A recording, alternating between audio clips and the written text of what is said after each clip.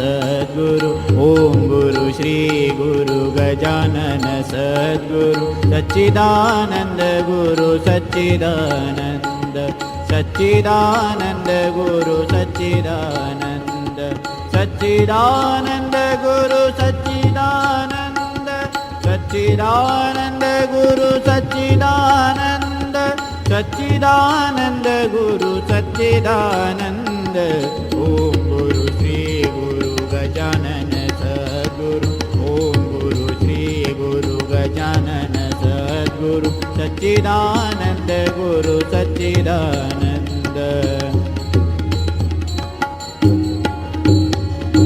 सच्चिदानंद गुरु सच्चिदानंद सच्चिदानंद गुरु सच्चिदानंद सच्चिदानंद गुरु सच्चिदानंद ओम गुरु श्री गुरु गजानन सद्गुरु ओम गुरु श्री गुरु गजानन सद्गुरु सच्चिदानंद गुरु सच्चिदानंद सच्चिदानंद गुरु सच्चिदानंद सच्चिदानंद गुरु सच्चिदानंद सच्चिदानंद गुरु सच्चिदानंद सच्चिदानंद गुरु सच्चिदानंद ओम गुरु श्री गुरु गजानन सद्गुरु ओम गुरु श्री गुरु गजानन सद्गुरु सच्चिदानंद गुरु सच्चिदानंद सच्चिदानंद गुरु सच्चिदानंद सच्चिदानंद गुरु सच्चिदानंद ओम गुरु श्री गुरु गजानन सद्गुरु ओम गुरु श्री गुरु गजानन सद्गुरु सच्चिदानंद गुरु सच्चिदानंद सच्चिदानंद गुरु सच्चिदानंद सच्चिदानंद गुरु सच्चिदानंद सच्चिदानंद गुरु सच्चिदानंद सच्चिदानंद गुरु सच्चिदानंद ओम गुरु श्री गुरु गजानन सद्गुरु ओम गुरु श्री गुरु गजानन सद्गुरु सच्चिदानंद गुरु सच्चिदानंद सच्चिदानंद गुरु सच्चिदानंद सच्चिदानंद गुरु सच्चिदानंद सच्चिदानंद गुरु सच्चिदानंद ओम गुरु श्री गुरु गजानन सद्गुरु ओम गुरु श्री गुरु गजानन सद्गुरु गजानन महाराज की जय। जय हो बाबा की जय। जय गजानन। माननीय श्री सुनील दादा देशपांडे आणि सर्वांना सप्रेम जय गजानन। आज ठाणे उपासना केंद्राने मला इथे बोलण्याची संधी दिली त्याबद्दल ठाणे उपासना केंद्राचे मनापासून आभार, धन्यवाद। आज ज्येष्ठ निरूपणकार आदरणीय श्री सुनील दादा यांचा आपणा सर्वांना आळंदीच्या निवासी शिबिरात 3 दिवस भरपूर सहवास मिळाला। आळंदीच्या शिबिरात सरांनी भक्तीचा माळा फुलवला। या सरांचे निरूपण ऐकताना महाराजांच्या सहवासात आपण आहे असे आम्हाला वाटले। आलेल्या निस्सीम भक्तांबद्दलही महाराजांच्या सहवासात आलेल्या निस्सीम भक्तांबद्दलही सरांनी खूप बारीक सारीक माहिती आम्हाला आळंदीच्या शिबिरात दिली। त्यांचे निरूपण ऐकता ऐकता आम्ही आळंदीच्या शिबिरात अगदी रममाण झालो होतो। जणू महाराजांच्या काळातच आम्हाला सुनील दादांनी नेलंय आणि पोथी वाचताना आम्हाला त्याचा प्रत्यय येतो। बारीक सारीक गोष्टी ज्या सुनील दादांनी आम्हाला तेव्हा सांगितल्या त्याचा प्रत्यय आम्हाला पोथी वाचताना येतो आणि आठवतात त्या गोष्टी सगळ्या। दासगणू महाराजांची जशी रसाळ वाणी आहे त्याच्याने आपण मोहून जातो, तसेच सुनील दादांचे निरूपण ऐकताना पण आपण त्यात गुंग होऊन जातो आणि आपोआपच न कळत सुनील दादांच्या सुद्धा आणि आपल्या सुद्धा डोळ्यातून गंगा जमुना वाहतात। असे आपले आजचे ज्येष्ठ आणि श्रेष्ठ देशपांडे सर यांचा परिचय देण्याचे भाग्य मला आज लाभले, त्यातच मी मला स्वतःला धन्य समजते। सरांचा परिचय करून देत आहे। सरांचे पूर्ण नाव आहे सुनील भालचंद्र देशपांडे, राहणार अकोला. इकडचेच आहेत सर, अकोल्याच्या पुण्यनगरीतले आहेत, त्यामुळे त्यांचा प्रत्येक शब्द आम्हाला भावतो. शालेय स्तरावरील विद्यार्थ्यांना गणित विषयाचे अध्यापन करण्याची खाजगी शिकवणी देण्याचा व्यवसाय सरांचा होता. शालेय वयापासून कविता लेखनाचा छंद सरांना आहे. विशेषत्वाने गेय कविता लेखन, गझल या काव्यप्रकाराचा लेखन अनुभव त्यांना आहे. त्यात कविश्रेष्ठ सुरेश भटांचे सखोल मार्गदर्शन सरांना प्राप्त झाले आहे. मराठी गेय काव्य प्रांतामधले विविध प्रकार, गझल, भावगीत, दशपदी, भक्तिगीत, कटाव, अभंग इत्यादींमध्ये यशस्वी पुरस्कार सरांना प्राप्त झाले आहेत.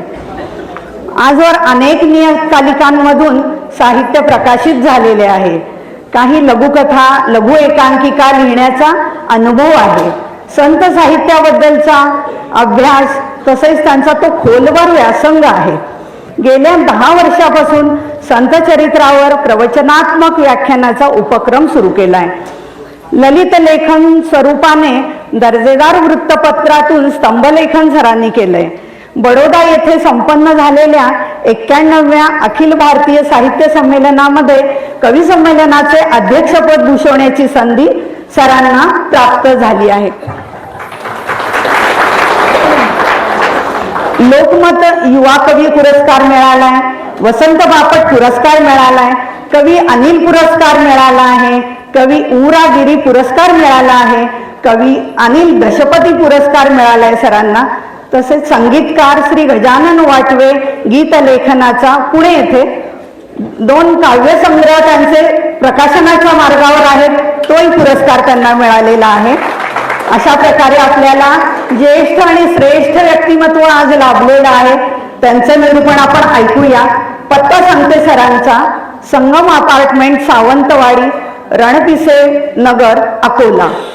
तर आता चला आपण सुनील दादांच्या वाणीतून आजचे निरूपण ऐकूया आणि भक्तिरसात चिंब भिजून जाऊया. जय गजानन श्री गजानन, जय गजानन श्री गजानन. सदा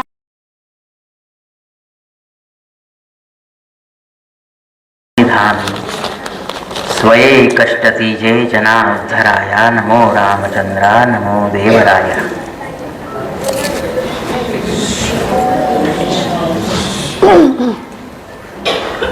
अनंत कोटि ब्रह्मांडा से महाराज स्वामी,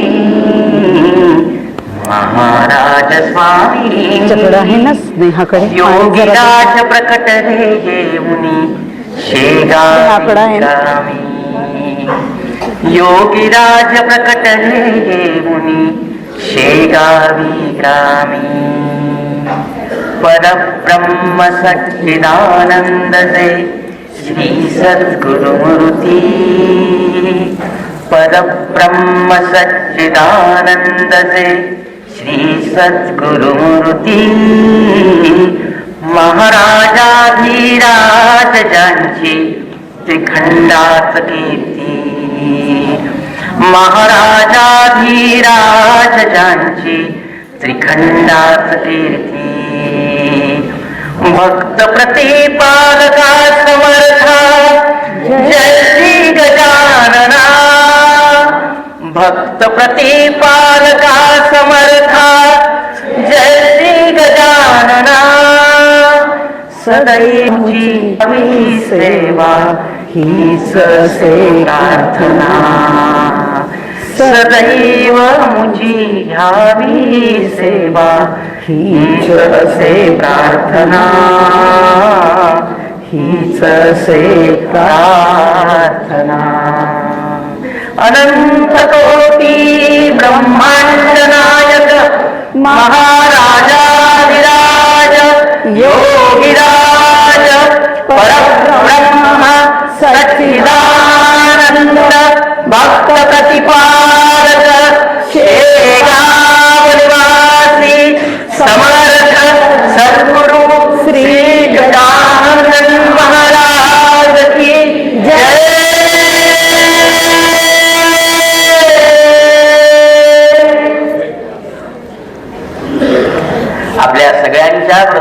विराजमान असणाऱ्या सद्गुरू श्री गजानन महाराजांच्या चरणी मनोभावे साष्टांग वंदन करतो.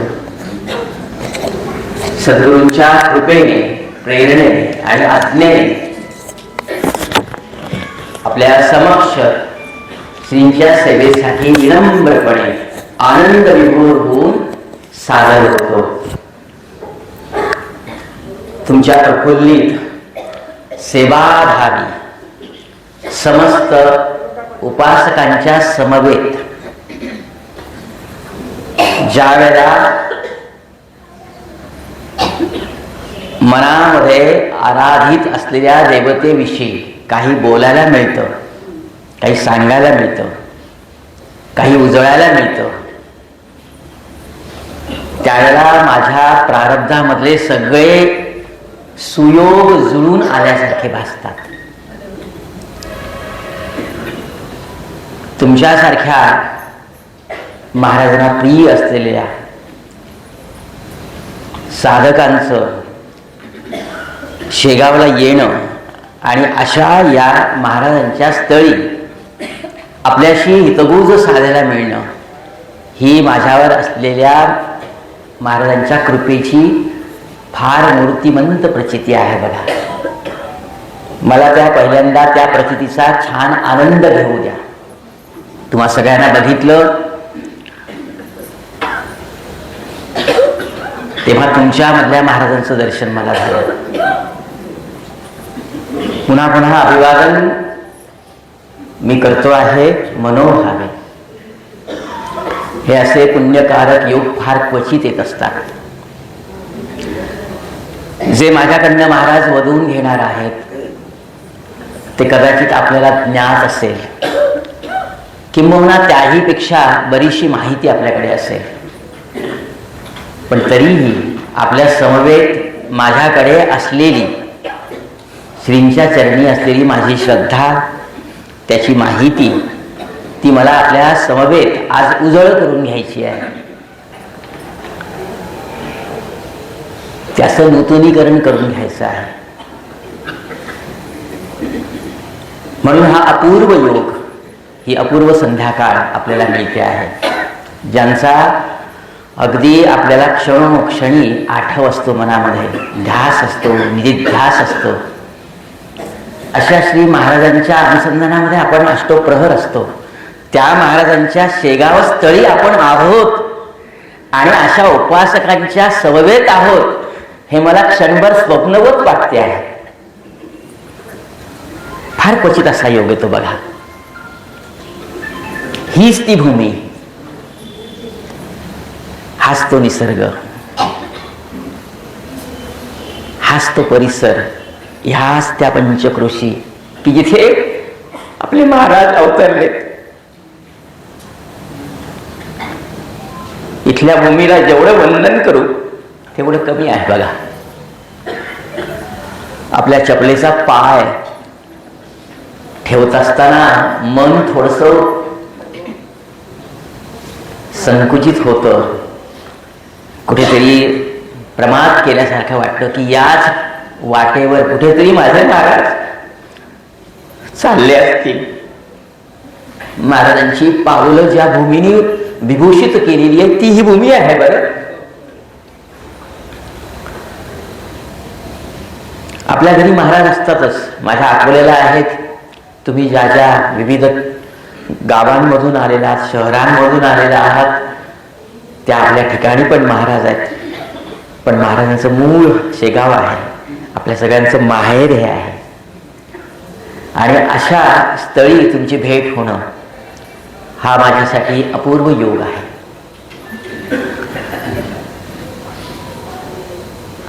मला ज्यावेळेला उदयदादांचा फोन आला की असं असं नियोजन आहे,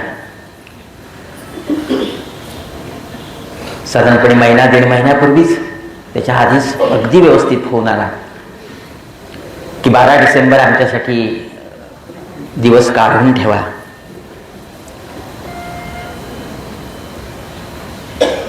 कुठे? शेगावला. वा, किती मोहरून गेलो.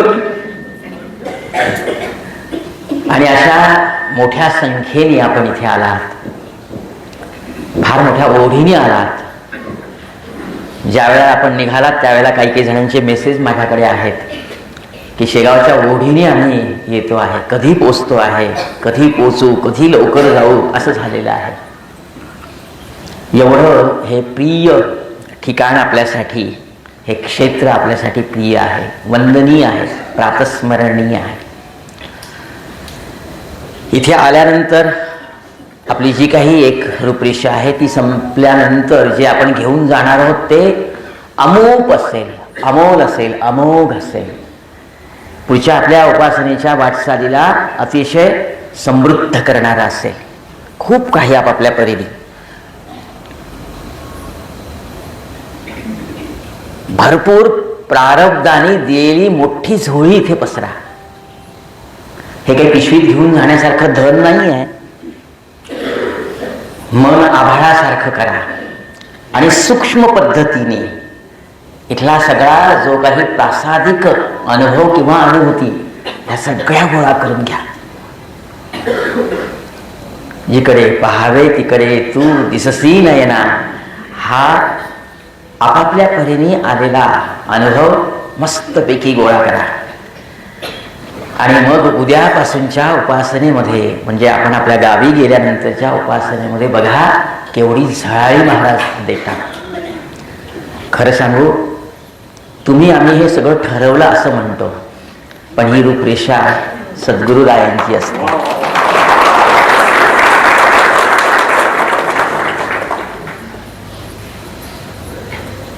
कोणीतरी पुढाकार घेतं, कोणीतरी त्याला अनुमोदन देतं, कोणीतरी सहभाग देतं.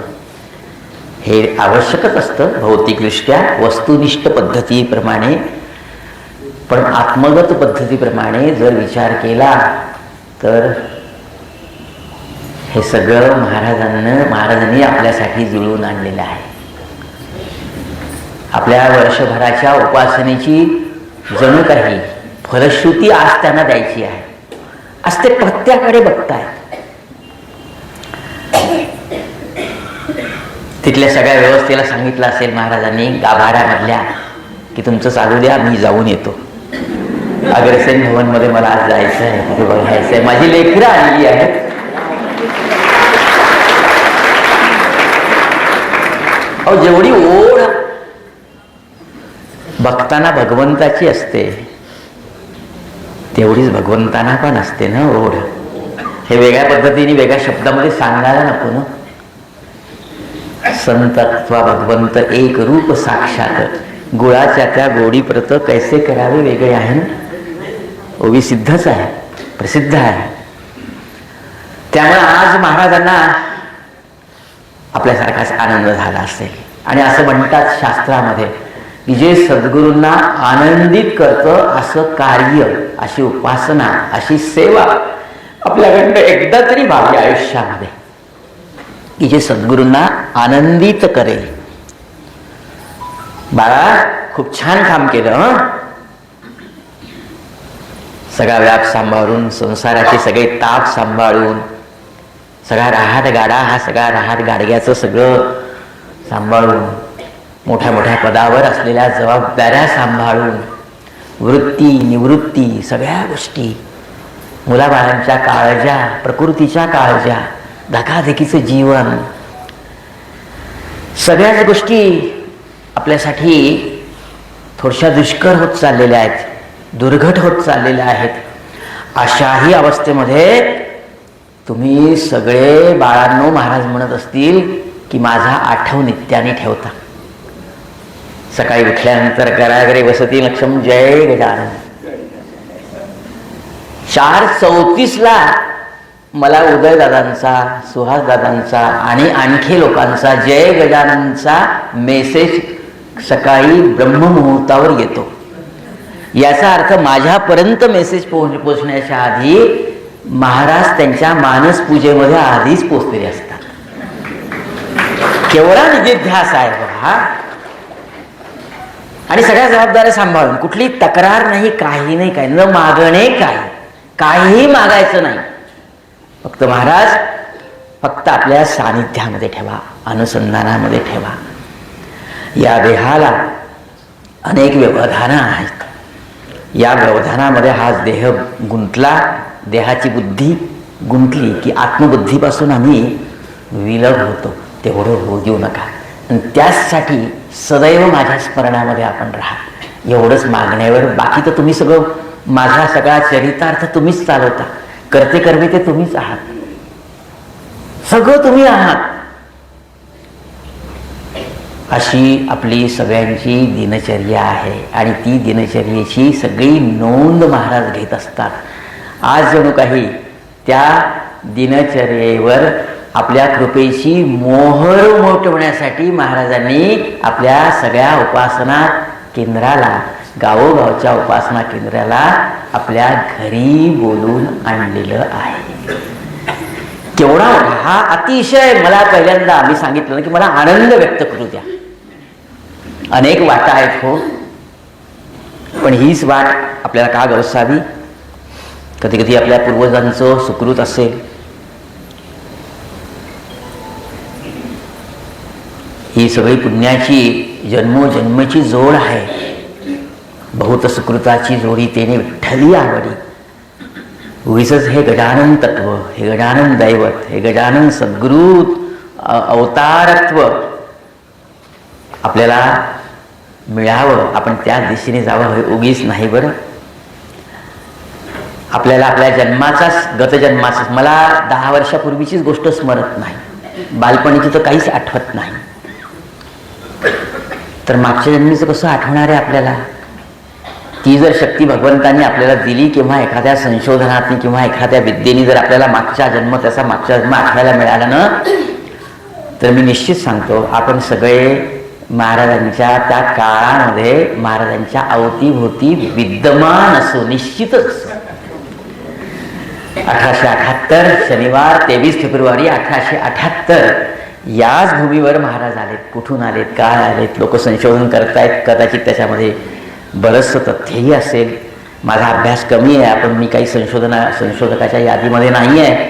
फक्त अगदी निर्मळपणे महाराजांच्या चरणी प्रेमभावनेने श्रद्धायुक्त अंतःकरणाने आपली उपासना करावी, एवढाच फक्त मी प्रयत्न करतो. तुमच्यासारखा फार मोठा साधक नाही आहे, पण माहितीमध्ये गजानन विजयग्रंथामध्ये असलेल्या माहितीनुसार महाराज कुठून आले, काय आले, त्यावेळेला काहीही माहिती नव्हती.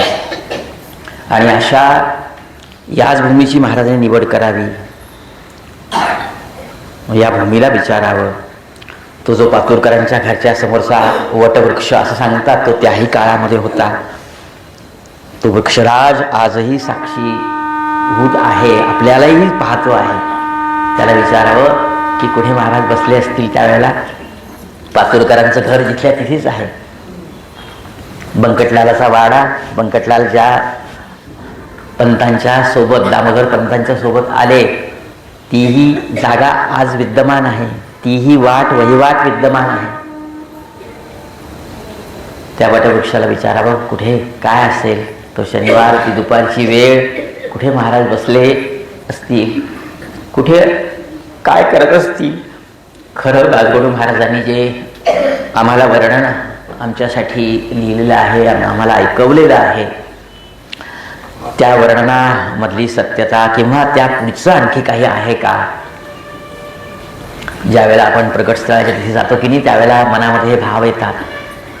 हे वृक्षराजा, हे वटवृक्षा, हे वडाच्या झाडा, इथेच कुठेतरी तू पाहिलेलं आहेस, तू त्या काळामध्ये विद्यमान होता असं लोक सांगतायत. खरंच कुठे बसले असतील माझे महाराज, कसे दिसत असतील? आणि मग बंकटलालाच्या नजरेला कसे पडलेत, बंकटलालाचे कसे आविर्भाव झालेत, पंतांचे कसे आविर्भाव झालेत. महाराजांनी उष्ट्या पत्रावरील शीतळ वेसून त्या अन्नब्रह्माची क्षमा याचना करीत करीत त्याला कसं सुप्रतिष्ठित आपल्या मुखामध्ये केलं. महाराजांची चर्या कशी होती, आपपर भाव नसलेली चर्या मला तर नाही पाहायला मिळत, पण तू पाहिलेली आहे. साधारणपणे ऐंद्रिय विकाराने प्रस्फुटित झालेले भाव माझ्यासारख्याच्या चेहऱ्यावर उमटतात. कोणी स्तुती केली तर मन टवटवीत होतं, आनंदित होतं, चेहऱ्यावर ते दिसतो तो आनंद. कोणी जर उपेक्षा केली तर हिरमुसलेपणी आपल्या चेहऱ्यावर. पण महाराज सगळ्या याच्या पलीकडे दिसत होते, त्यांची चर्या वेगळी होती. ते आजानबाहू व्यक्तिमत्व देदीप्यमान होतं. त्याची दीप्ती कशी होती ही शब्दामध्ये व्यक्त करता येत नाही. अंतर्दृष्टीने आत्मदीक्षेने त्याच्याकडे बंकटलालांनी पाहिलं असेल. बंकटलालाही ज्ञात नव्हतं की अशा दृष्टीने बघायचं असतं अशा एखाद्या योगी राजाकडे. तेही कुठे ज्ञात असेल बंकटलालाला, मला सांगा त्यावेळेला? निश्चित नसेल. ते कसं अवलोकायचं, ते अवलोकन कसं करायचं हे त्यावेळेला बंकटलालाच्या चेहऱ्यावर, दामोदर पंताच्या चेहऱ्यावर, नंतर मग पातुरकरांना, देवीदास पंतांना सांगितलं की नैवेद्य वाढवून आणा. फार मोठी आपल्याला माहीत नसलेली अनाकलनीय कृती, अचिंत्य जगता प्रती तुझी कृती न कोणा कळे असं आपसूक आपलं मन म्हणेल अशी कृती महाराज करतायत. याचा अर्थ ही खूप मोठी सामर्थ्य असलेली स्वयंभू प्रकट झालेली मूर्ती आपल्या समोर आज विद्यमान आहे. तेव्हा त्या आदराने त्यांच्याशी आपण तसा व्यवहार करूया. हे अवधान बंकटलाल, दामोदर पंत आणि देवीदास पंत यांच्या मनामध्ये जागं झालं असेल. आणि मग एका एका कृतीवरून, एका एका बोलावरून अन्न बक्षिले देहानी म्हणून त्या पाहिजे पाणी हा व्यवहार चातुर्याने अवश्य पाहिजे जाणीला. अशा बोलानी मग महाराजांना हळूहळू महाराजांच्या कृपेला, महाराजांना पाहिलं, महाराजांच्या कृपेला हळूहळू आत्मगत केलं, स्वीकृत केलं, सुप्रतिष्ठित केलं आपल्या हृदयामध्ये. विचारलं नाही की महाराज आपण कोण, कुठून आलात, काय आलात, आपलं नाव काय, काहीही नाही. बरं काय असतं नाही, सद्गुरूंच्या दर्शनाचा प्रभाव. महाराज प्रत्यक्ष समोर आहेत आणि ही मंडळी पाहतायत. काय प्रभाव असेल, काय ऑरा असेल, तो काय वलय गाठलं असेल, काय ती दुपारची वेळ असेल ना.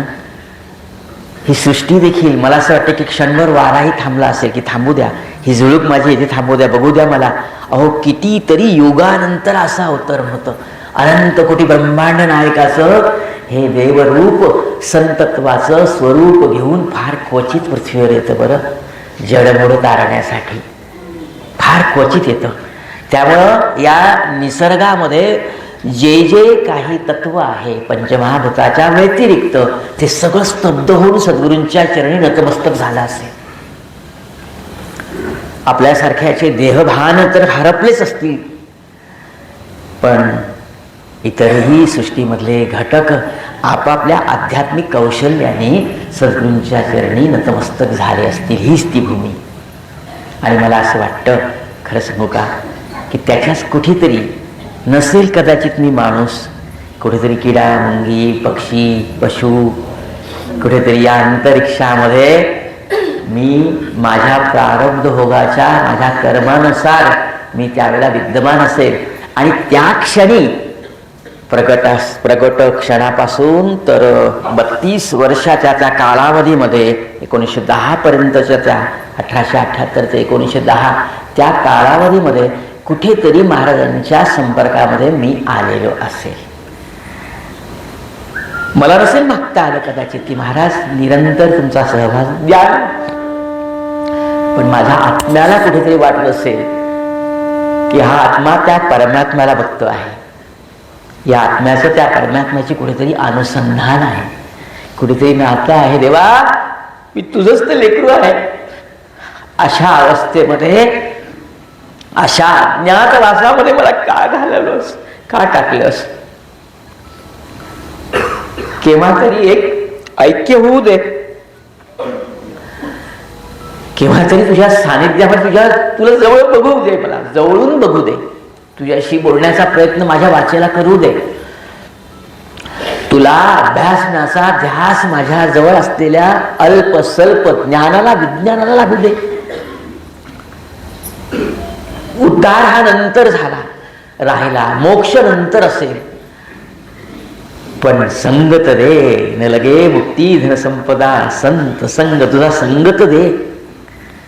असं माझ्या आत्म्याने त्या परमात्म्याला, गजान रूपी परमात्म्याला माझ्या त्या अवस्थेमधल्या आत्मगताने आत्म्याने विनवलं असेल आणि ते जर उदारधी आहेत, दत्त आहेत, देणारे आहेत, त्यांच्या द्वारावरून कुणाचीही झोळी रिकामी जात नाही. न मागता येणाऱ्यालाही जे अपेक्षित असतं ते भरभरून देतात. झोळी फक्त आपली सिद्ध पाहिजेत.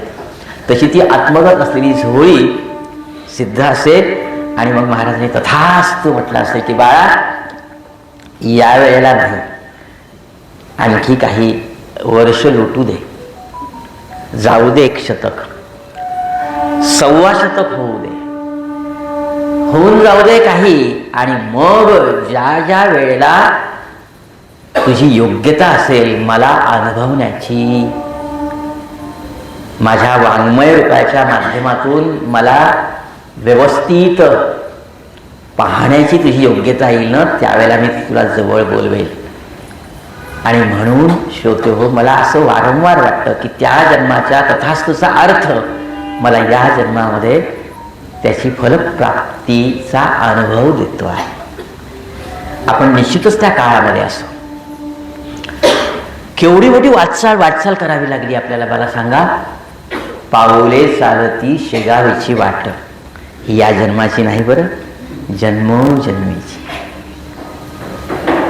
अनंत जन्माच्या पुण्यराशीने सद्गुरूंच्या कृपेचा लाभ झाला, उगीच नाही.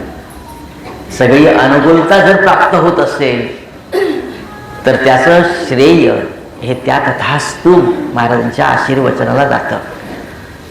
ये बाळा, हळू ये, सावकाश ये, मी तुझी वाट बघेन, मी तर निरंतरच आहे, मी गेलो असे मानू नका, भक्तीचा अंतर करू नका, तुमची वाटचाल चालू ठेवा. म्हणून त्या काळापासून आम्ही त्या काळामध्ये विद्यमान होतो आणि त्या काळापासून आपली ही शेगावला येण्याची, किंबहुना शेगाव हे एक प्रतीक जर आपण मानलं तरी सद्गुरूंच्या चरणी येण्याची आपली ही वाटचाल तेव्हापासून सुरू आहे. या न त्या माध्यमातून, या न त्या निमित्ताने, या न त्या योनीच्या माध्यमातून, म्हणजे अवस्थेच्या माध्यमातून आपली ही वाटचाल सुरू आहे. आणि ती वाटचाल या नरजन्माच्या अवस्थेमध्ये अधिक आपल्याला जाणवते आहे. आणि म्हणून हा सगळा योग महाराजांच्या रूपरेषेचाच भाग आहे, उगीच नाही. या जन्मापुरता नाही, जन्मोजन्मीचा. म्हणून बहुतेक बघा आपल्याला परिचित असणारे जे गजानन भक्त आहेत, कोणी जर शेगावला निघालं आणि म्हटलं चला येता का शेगावला, शक्यतो नाही म्हणत नाही. कदाचित अडचण नंतर मांडते, पण सुरुवातीला बाबा केव्हा जायचं, सुरुवातीला होकारच असतो बघा. तो होकार अगदी कशा आतून असतो. तो होकार असा काही कुठल्या शेगावला त्यानिमित्ताने प्रवास करायला मिळतो, त्यानिमित्ताने या प्रपंचापासून थोडंसं इलव खायला मिळतं, याच्यासाठी नसतं. जन्मोजन्मीचा तो होकार असतो, जन्मोजन्मीच्या ओढीचा संकेत असतो तो. आणि मग ह्या वेळेस कुठली अडचण आली तर मग तो रुकार जेवढा प्रभावी असेल तशी अनुकूलता महाराज प्रदान करतात. अहो मी झालं होतं ना, रिझर्वेशन केलेलं मी कॅन्सल केलं, सुट्टीच नव्हती, अमुक अमुक काम होतं. असे अनेक अनुभव आपल्याला ऐकायला मिळतात ना आपल्या परिचित असलेल्या गजानन भक्तांकडनं. आणि मग आपण म्हणतो ही अहो असं झालं, जायचं होतं, माझ्या मित्राने सांगितलं आणि रिझर्वेशन केलंही, पण वेळेवर माझं काही जमणार नव्हतं म्हणून मी रिझर्वेशन कॅन्सल केलं. आणि काही नाही, माझ्या वरिष्ठांनी मला ताबडतोब म्हटलं अरे तुम्ही शेगावला जाणार होते, काय झालं, जाऊन या ना. आता काय रिझर्वेशन कॅन्सल केलं, आता काय करायचं, काही नाही बा, गेलो, वेळेवर रिझर्वेशन कसं मिळणार, पण गेलो आणि तिथल्या TC साहेबांना म्हटलं की साहेब असं असं आहे. अरे काही हरकत नाही, तुम्हाला वेळेवर तिकडे. आणि आपण महाराजांनी बरोबर बोलवून घेतलं. असे अनेक अनुभव आपल्याला येत असतील. ती पण आपली एक वाटचाल असते. या पायाच्या वाटचालीला देखील एक प्रारब्ध असतं बघा, जी शेगावला जाते. आणि ते प्रारब्ध महाराज त्या प्रारब्धामध्ये अनुकूलता दर्शवतात. कोरोनाचा मध्ये प्रकोप आला होता, आपण एकमेकांपासून दुरावलो होतो. त्याही काळामध्ये काही काही गजानन भक्त असे आहेत की यांची वारी क्वचितच राहिली असेल, आणि राहिली असेल वारी. पुण्याच्या एक आमच्या गुरुभगिनी आहेत, त्यांचं दर महिन्याला शेगावला येणं असतं. आणि त्यावेळेला असं झालं की सगळंच बंद. आता कसं करायचं म्हणजे गजानन महाराजांना बाबांना सांगितलं की बाबा हे असं नाही जमणार, हे सगळं विश्व हे तुम्ही सांभाळता, तुम्ही सगळं संचलित करता, आणि माझी दर महिन्याची वारी आणि आता ही कित्येक वर्षानंतर पहिल्यांदा घडते आहे की जिथे मला तुमच्याच दर्शनासाठी शेगावला सगळं तयार असून देखील येता येत नाही, घराबाहेर पडता येत नाही. महाराज कसं करायचं? अहो, असं त्यांनी कळवळ्याने महाराजांच्या समोर देवघरामध्ये बसून म्हटलं, कळवळ्याने म्हटलं बरं की महाराज असं कसं काय होईल, अशी उपेक्षा का करता? आणि काही नाही बाबा, तिथल्याच एका जवळच्या मंदिरामध्ये त्यांना दर्शनासाठी आपणहून बोलवण्यात आलं. काही नसताना, कुठलीही ओळख नसताना, आणि ते मंदिरावाले त्यांची वाट बघत होते. अहो या म्हणे, महाराजांचं दर्शन घ्या, या वेळेमध्ये येऊन जा, एवढ्या वेळेमध्ये आपल्याला प्रसिद्ध मिळते दिवसभराची, या म्हणून येऊन घ्या. त्यांचा नेम शेगावला येण्याचा महाराजांनी पूर्ण केला.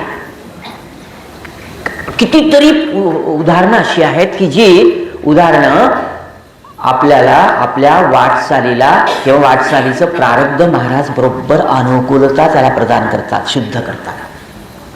तुमचा फक्त संकल्प शुद्ध असायला पाहिजेत, त्या ओढीचा असायला पाहिजेत. मला माहित आहे, सुरुवातीला मी शेगावला यायचो तर कुठली परीक्षा पास होण्यासाठी मनामध्ये एक हेतू असायचा की महाराज परीक्षेचे दिवस आले, शेगावला जाऊ. विद्यार्थी दशेमध्ये अगदी जय गजानन, एक गजानन, अगदी पेपरमध्ये लिहिता येत नाही, तर श्री गजानन महाराज प्रसन्न करून पेपर सुरुवात केली असती आम्ही. एवढी आमची जवळ अकोला होतं, अकोला, आणि तिथून मग महाराजांच्याकडे जाण्याचा तो काळ असा होता, कुठलं तरी काहीतरी मागायला यायचं. मागण्या वाढतच होत्या, वाढलं तरी मागण्या काही कमी नाही झाल्या, त्याही वाढत राहिल्यात. नंतर मग असे काही गजानन भक्त आलेत की ते कुठल्याही मागणीसाठी शेगावला येत नव्हते. का हो, काय मागायचं आहे शेगावला जाऊन? काही नाही, त्यांच्याशिवाय चैन पडत नाही. किती सुंदर आपल्या घरी तसबिरी असतात ना, अगदी गाभाऱ्यामधली सगुण सुंदर मूर्ती आपल्या घरी तसबिरीमध्ये असते की नाही, रोज पाहतो की नाही, किती सुंदर असते. पण तरीही इथे गाभाऱ्यात येण्याची ओढ आणि हे दर्शन वेगळंच आहे. न हाले दृष्टीपासून रूपते, न हाले दृष्टी, गजाननाची रूप ती बघून आपल्याला अगदी तिथे ते सेवक म्हणतात चला माऊली, चला माऊली, चला माऊली, तरी पण आपण 2 मिनिट वाकून कन्या सासूर जाय, सासूरासी जाय, मागे परत ओनी पाहे, या अवस्थेमध्ये आपण पाहतच असतो. आणि ते पूर्ण दर्शन झालं की मग महाराज बस आता काही नको, आता गाडी लेट झाली चालते, जेवण नाही झालं तर चालतं, काही नाही, तृप्त झालं मन. या मागणीसाठी येतात. ही मागणी नसते, या इच्छेसाठी येतात, या व्रताने येतात, या संकल्पाने येतात. आहेत बरं काही आपल्याच अवतीभोवती बसलेले काही लोक आहेत. आम्ही ज्यावेळेला मी आधी सांगितलं पण होतं, मला वाटतं मागच्या आळंदीच्या किंवा आधी कुठल्या तरी आपण ज्यावेळेला भेटतो त्यावेळेला सांगितलं असेल की आम्ही शेगावला पायी येतो. पायी येत असताना एका वारीला काय झालं की आमचे ज्येष्ठ गजानन भक्त थकलो होतो, चालण्याची काही ताकद नव्हती आणि दिवसभर चालायचं. काही भरभर चालून वापसही जातात असंही पण काय आहे, पण आमच्यामध्ये ती काही शक्ती नव्हती. एक 20-22 जणांचा असा आमचा एक समूह होता आणि निघालो सकाळी 6-6:30 वाजता अकोल्यावर निघालो पायी आणि मग गायगाव, कसुरा या मार्गे नागझरीला येऊन मग साधारणपणे संध्याकाळी सांगवेळेला गायी ज्या वेळेला गावात घरी येतात त्यावेळेला आम्ही शेगावला पोचतो. मग ज्यावेळेला नागझिरीवरून आपल्याला जो रस्ता माहीत असेल, नागझिरी ते शेगाव 7 किलोमीटरचा तो पट्टा आहे. मग एक कमान लागते. मग त्या कमानीपाशी आम्हाला सगळ्यांना त्या ज्येष्ठ गजानन भक्तांनी थांबवलं. म्हणलं काय सर, आता शेगाव आलो ना, पाय गळून गेली ना, अगदी थकून गेले, सगळ्यांचे चेहरे उतरले होते आणि 10 म्हणजे अवस्था कशी झाली, आता जाऊन पहिल्यांदा दर्शन घ्यायचं आणि कुठेतरी रूम घेऊन आपलं अंग टाकायचं अशी अवस्था झालेली आहे. जय गजानन असं झालेलं आहे. म्हटलं आता आमचं आता काय करावं आणि तुम्ही थांबवता काय? त्याच्यासाठीच थांबवलं म्हणे. म्हणजे आता काय आम्हाला चहा पास्ता किंवा आणखी काही एनर्जी येईल असं काहीतरी पेय देता? तर नाही आहे म्हणे, तसं नाही आहे म्हणे. आपण महाराजांच्या समोर अशा अवस्थेमध्ये जर गेलो, थकलेले, भागलेले, केविलवाणी चेहरे, क्लांत, श्रमलेले, तर महाराजांना दुःख होईल ना. थकलं भागलं लेकरू ज्यावेळेला घरी येतं ना, त्यावेळेला आईच्या हृदयाला वेदना होतात. आपण महाराजांना वेदना देण्यासाठी जातो आहे की आनंद देण्यासाठी जातो आहे? म्हटलं आनंद द्यायचा आहे.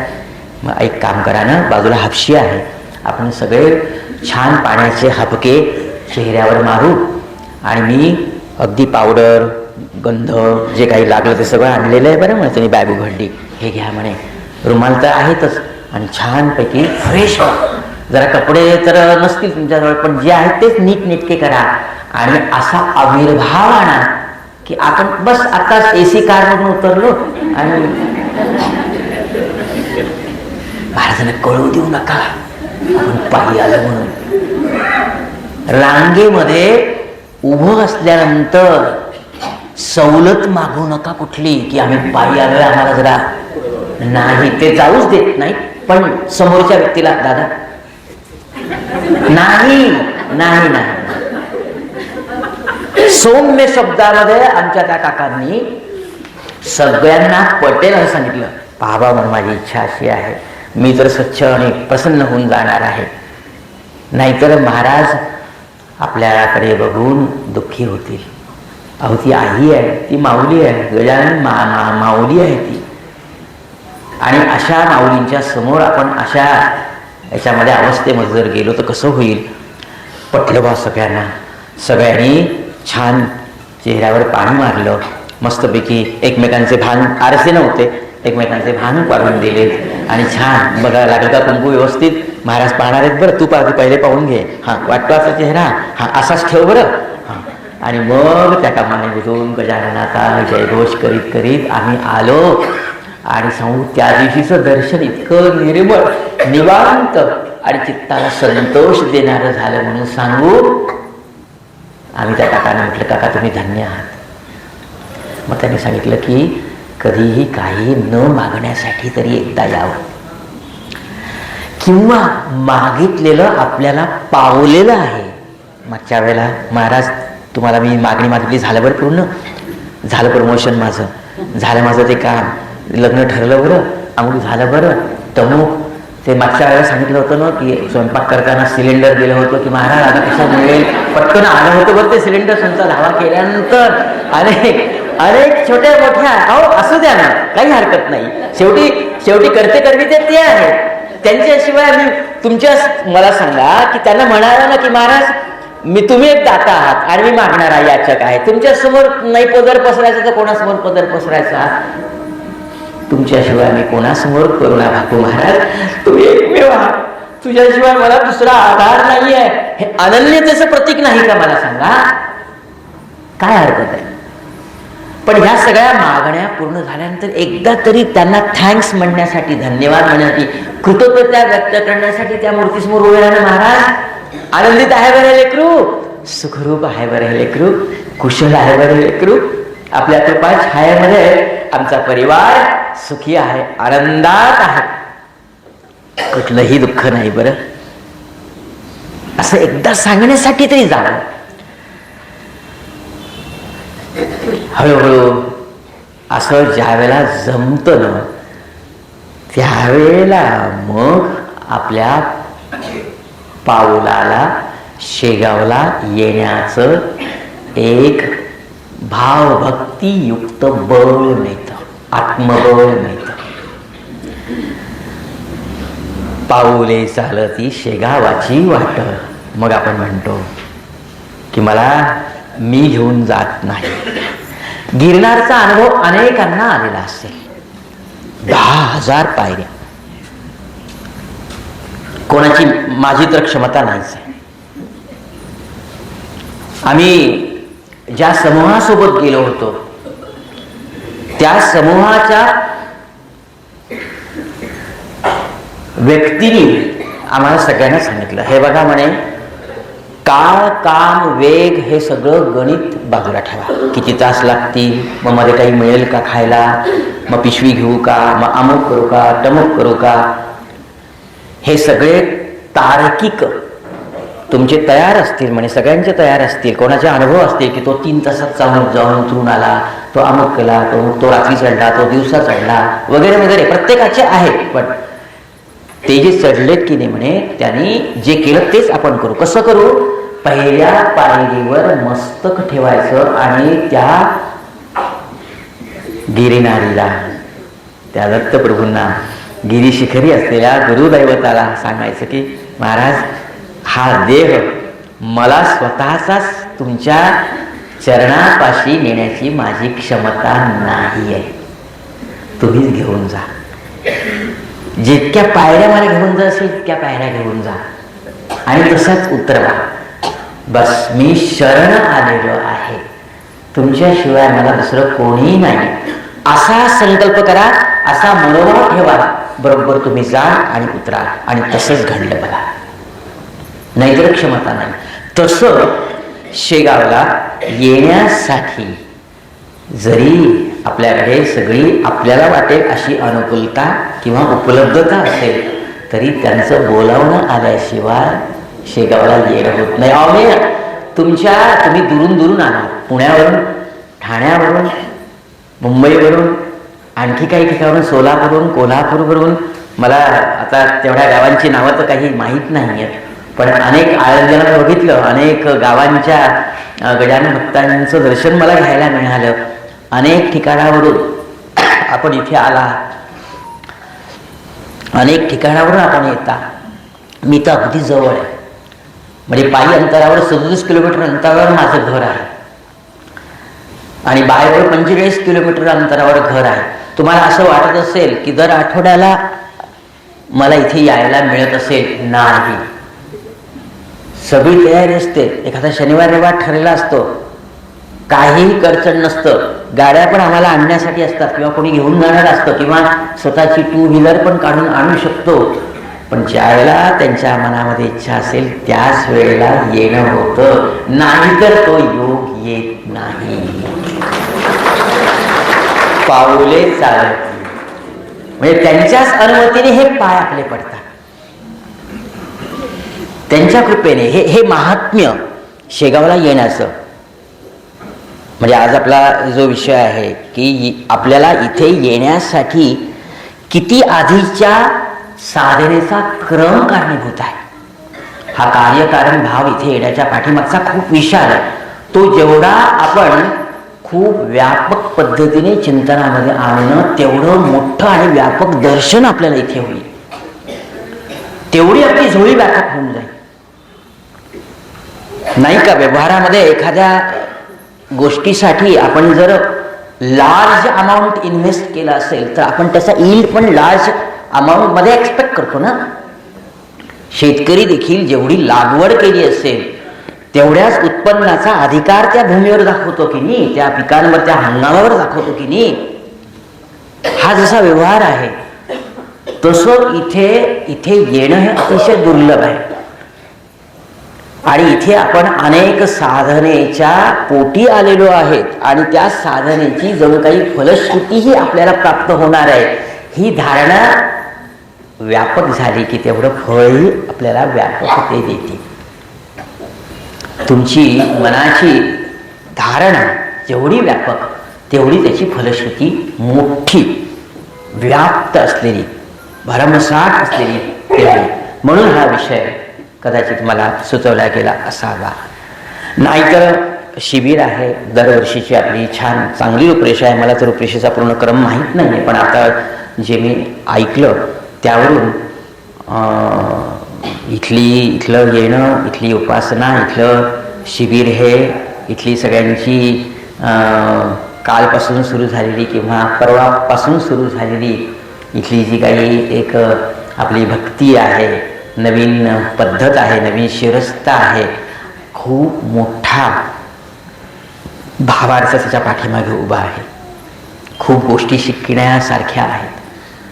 महाराजांची कृपा आपल्यावरच आहे, पण त्या कृपेचा खऱ्या अर्थाने उपयोग नाही, विनियोग करण्याची ही रूपरेषा आहे की कसं निघायचं, कसं 4:30 वाजता निघायचं, कसं शिस्तीमध्ये निघायचं, कशा रांगा करायच्या, नंतरच्या 2-2 रांगेमध्ये कसं जायचं, इतर वाहतुकीला आपला अडथळा होऊ नये म्हणून कसं पटकन त्या अन्नकुटीपासून आपलं पटकन निघायचं, ओझं का घ्यायचं नाही, कसं एकमेकांना सहकार्य करायचं, मागे जर कोणी पडलं, मागे राहिला असेल तर त्याला कसं सहकार्य करायचं, किती छान पद्धतीने ही रूपरेषा केलेली आहे.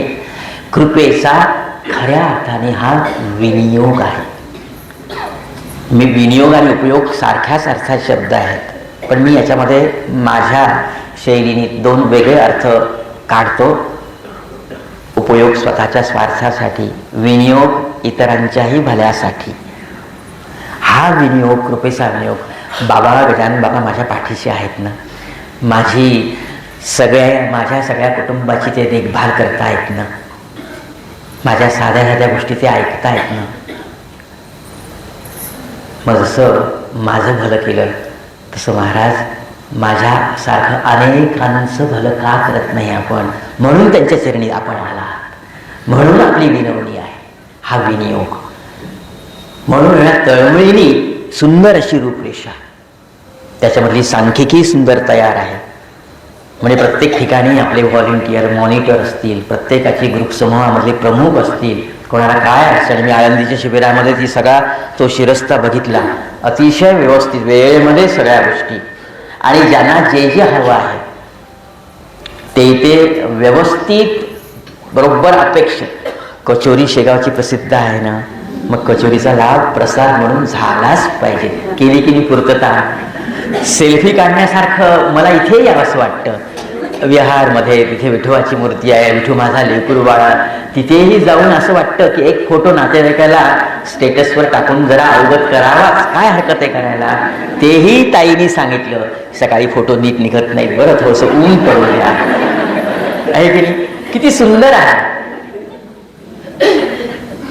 तुमच्यावर असलेल्या पूर्ण समूहावर जे जे कोणी प्रमुख असतील, मला कोणाची विशिष्ट अशी नावं नाहीत उल्लेख करायचा, पण जे जे असतील त्यांच्यावर असलेल्या महाराजांचा कृपा प्रसाद ते अगदी भरभरून वाटत आहे. या रे या कोणी बंकट व्हा, गजाननाची करू सेवा, भक्त राज कोणी भास्कर व्हावे, श्रद्धा भक्ती हृदयी धरावे, आहे ना. असं प्रत्येक हा विनियोग आपण सुंदर कृपेचा करता आहात. ही देखील एक शेगावला येण्याची वाटचाल आहे. शेगावला येण्याची वाटचाल म्हणजे महाराजांच्या चरणी कायमचं येण्याची वाटचाल. पदी देवो ठाव देव अत्री नंदन. महाराज या सगळ्या जेवढ्या काही घिरट्या मला घालायच्या आहेत किंवा तुम्हाला माझ्याकडनं घालून घ्यायच्या आहेत, त्या सगळ्या घालून घ्या. पुनरपी जननम पुनरपी मरणम. जितकं काही माझ्या प्रारब्धानुसार, कर्म आणि संचितानुसार जे काही माझ्याकडनं जे काही भोग तुम्हाला भोगून घ्यायचे ते मला भोगू द्या, पण मात्र एका गोष्टीची शाश्वती द्या, ग्वाही द्या की शेवटी मी तुला माझ्या चरणापाशी ठेवून घेईल. ते शेगाव आहे, ते आपलं शेगाव आहे. खऱ्या अर्थाने उद्धाराचं ठिकाण आपलं शेगाव आहे. खऱ्या अर्थाने आपलं गंतव्य ते शेगाव आहे. मोक्षाचं दुसरं नाव आपलं शेगाव आहे. आणि ती वाटचाल महाराज आपल्याकडनं करून घेत आहेत. ती वाटचाल केवळ शेगावपर्यंतचा वाटेवरचा प्रवास किंबहुना नसावा, तो मानसिक पण प्रवास असावा. मानस यात्रा, तुम्ही सुंदर शब्द आत्ता उच्चारला, ती आपली मानस यात्रा. घरी जरी असलो तरी पण महाराज माझी यात्रा चालू आहे, तुमच्याकडे हळूहळू कणभर तुमच्याकडे सरकतो आहे. 2024 मध्ये तुमच्यापासून किंचित दूर होतो, 25 मध्ये आलो जवळ. आता 26 मध्ये आणखी जवळ येणार आहे, आणखी जवळ येणार आहे. थोड्या प्रापंचिक गोष्टी सांभाळल्यात बरं. मुलाबाळाची कार्यला झालीत, सगळ्या शाळा वगैरे व्यवस्थित आहेत, निवृत्तीचा मार्ग छान सुकर सोपा झाला, तब्येतही कुरबुर चालते, वय परतवे पण आहे ठणठणीत. त्यामुळं आता तुमच्यापाशी येण्याची वाट आपणच सुकर करून देत आहात. ही देखील शेगावाची पाऊली चालती शेगावाची वाट. हा देखील एक प्रवास, निरंतर आपला प्रवास सुरू आहे. आणि तो प्रवास कसा असावा याचं उदाहरण, उत्तम उदाहरण आपल्याला तर आपल्या प्रत्येकाच्या अनुभूतीमधून मिळतच आहे. प्रत्येक जण आपला अनुभव सांगतो. आपल्याकडे एक पद्धत आहे बघा, शेगावला गेल्यानंतर कशी झाली वारी आपण एकमेकांना विचारतो आणि सांगणारे रसभरी सांगतो. मग तो अगदी स्टेशनवरून बसल्यापासून तर शेगावला आल्यानंतर आणि मग उतरल्यापासून घरी येईपर्यंत इतिवृत्तांत आपल्याला सांगतो. आमचे काही काही मित्र, आम्ही त्यांची ज्यावेळेला ऐकतो मग आपल्याला ते विचारतात, गुरुवारीची वारी करणारे असतात. मग आपण म्हणतात का हो दर गुरुवारी तुम्ही जाता, कसंच काय करता? मग सकाळी सांगा किती वाजता उठत असेल मी. मग आपण सांगायचं त्यांना किती वाजता उठत असेल. मग आपण सांगायचा अंदाजे साधारणपणे 7 वाजता. अरे 3:30. ठीक आहे बाबा 3:30. मग 3:30 वाजता उठल्यानंतर मग पहिले ताबडतोब लागली अमुक सगळं आवरून निघेपर्यंत, गेल्यानंतर ताबडतोब गाडीमध्ये बसलं. गाडी घेऊन जातात किंवा कोणी ट्रेननी जातात आणि गेल्यानंतर दर्शन घेऊन सांगा दर्शन किती वेळात झालं असेल. मग आपण सांगायचं की 1 तास. 5 मिनिटामध्ये दर्शन, 5 मिनिटामध्ये. बरं ठीक आहे बाबा, सांगा घरी.